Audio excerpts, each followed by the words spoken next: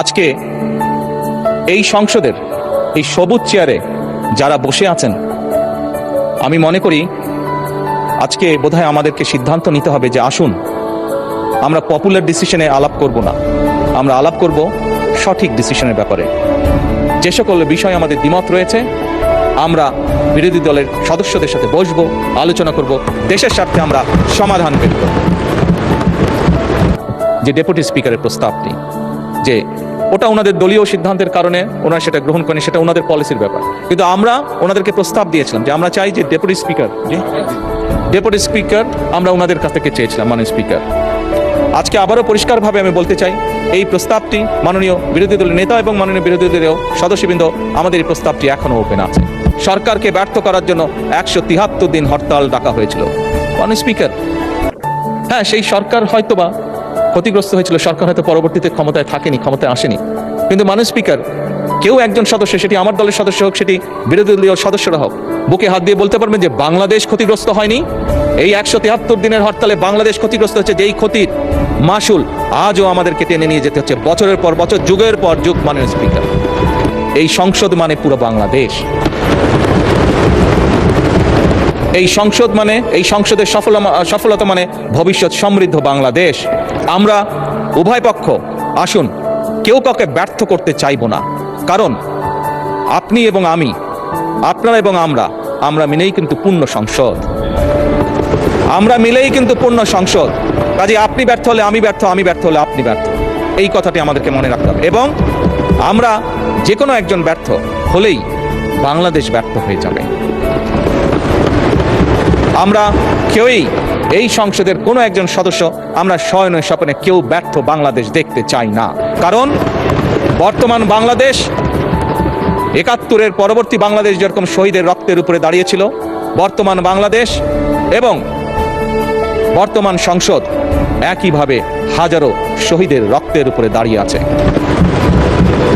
আমার পক্ষ থেকে মাননীয় স্পিকার আপনাকে আন্তরিকভাবে ধন্যবাদ জানাচ্ছি।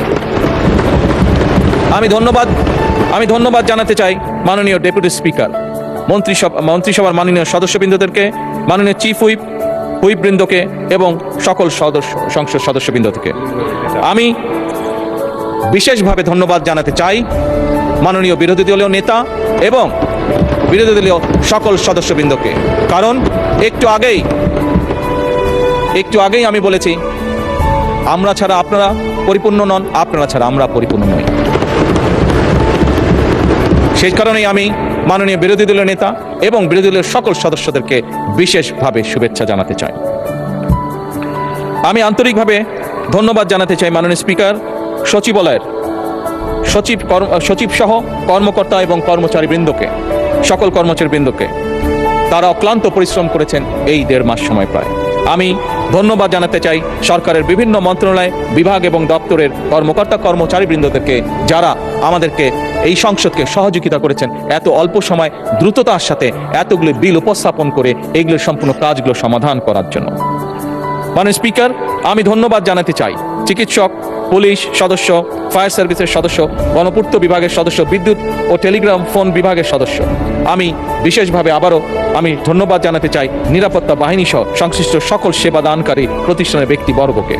জাতীয় দৈনিক পত্রিকা, বিভিন্ন সংবাদ সংস্থা, বাংলাদেশ বেতার, সংসদ, বাংলাদেশ টেলিভিশন ও বেসরকারি টিভি চ্যানেল সহ দেশের সকল গণমাধ্যম, সাংবাদিক, কর্মকর্তা, কর্মচারী বৃন্দদেরকে আন্তরিকভাবে ধন্যবাদ জানাতে চাই। আমি দৃঢ়চিত্তে বলতে চাই যে সকল ব্যক্তি এবং সংস্থাকে আমি ধন্যবাদ জানিয়েছি, তাদের সকলের সহযোগিতার কারণেই আজ আমরা এই সংসদটি সুন্দরভাবে, এই অধিবেশনটি সমাপ্ত করতে পারলাম। এবং দেশ গঠনে এই প্রত্যেকটি সংস্থা এবং প্রত্যেক ব্যক্তির অবদান রয়েছে এবং ইনশাল্লাহ ভবিষ্যতেও থাকবে। মাননীয় বিরোধী দলের নেতা, এই সংসদ কার্যালয়ের কর্মকর্তা এবং কর্মচারী বৃন্দ সহ সংসদ ভবন, প্রধানমন্ত্রী দফতরের সহায়ক হিসাবে বিভিন্ন বিটিভি এবং বেতার কর্মদের বিভিন্ন ব্যক্তির বিষয়ে উনি বলেছেন তাদেরকে কিছু সম্মানের ব্যবস্থা করার কথা, আপনাকে অনুরোধ জানিয়েছেন। আমি ওনার এই প্রস্তাবকে সম্পূর্ণভাবে সমর্থন করছি।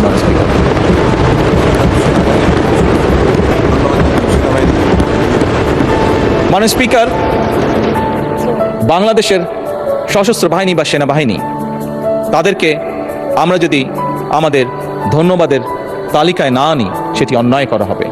ফ্যাসিবাদের পলায়নের পরে মাননীয় স্পিকার এই সশস্ত্র বাহিনী এবং সেনাবাহিনী তাদের সর্বোচ্চ দিয়ে চেষ্টা করেছে যে দেশকে একটি সুশৃঙ্খল অবস্থার মধ্যে রাখা,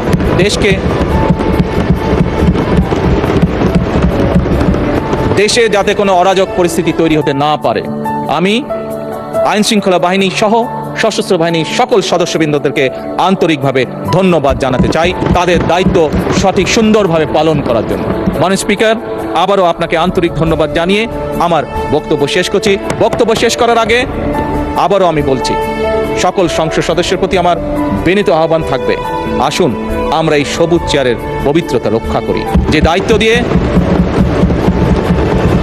দায়িত্ব, যে প্রত্যাশা, যে আশা নিয়ে বাংলাদেশের মানুষ আমাদেরকে পাঠিয়েছে এখানে, আসুন আমরা সেই দায়িত্বের, সেই কর্তব্যের সর্বোচ্চ সম্মান আমরা প্রদান করি, যার মাধ্যমে আমরা দেশের মানুষকে সম্মান প্রদর্শন করব। কারণ দেশ এবং জনগণ থাকলেই আমরা আছি। দেশ এবং জনগণ সম্মান যদি আমরা না করি তাহলে আমাদের রাজনীতি হয়তো ব্যর্থ হয়ে যাবে। সেই জন্যই আমাদের সবচেয়ে প্রথম হচ্ছে এই দেশের জনগণ এবং এই প্রিয় মাতৃভূমি বাংলাদেশ। মাননীয় স্পিকার, আপনাকে আন্তরিক ধন্যবাদ। আসসালামু আলাইকুম।